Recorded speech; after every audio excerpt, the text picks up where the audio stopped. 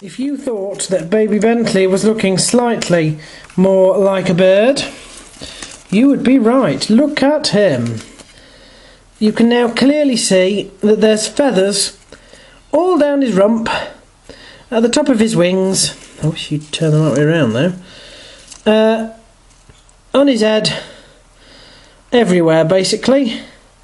He is, for all intents and purposes now, almost fully formed. Although his legs are not quite as good as they could be. But there we are, he's still spinning round and round in circles. Don't worry, the legs will start to turn round. Will start to get strong shortly. Now, we are on day 15 and some very strange things have started to happen with Bentley's parents. As you know, Bentley was born in a nest with 5 other eggs.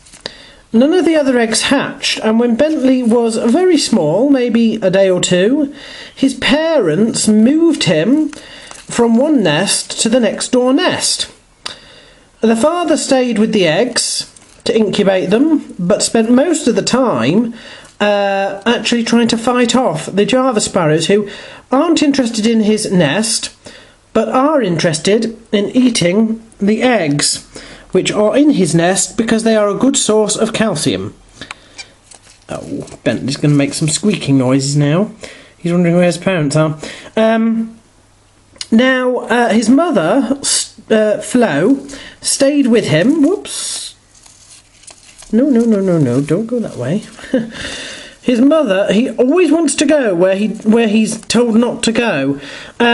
His mother stayed with him, and she incubated him until he was able to keep heat, and she fed him, and she would feed him a lot, overfeed him till his crop was absolutely bulging, and then she would just do nothing for a bit. And that's the way she's done it. Rather than little and often, it's been a lot and then next to nothing. Now, day 15, and he's, for the first time, looking like a baby bird. And something very strange has happened.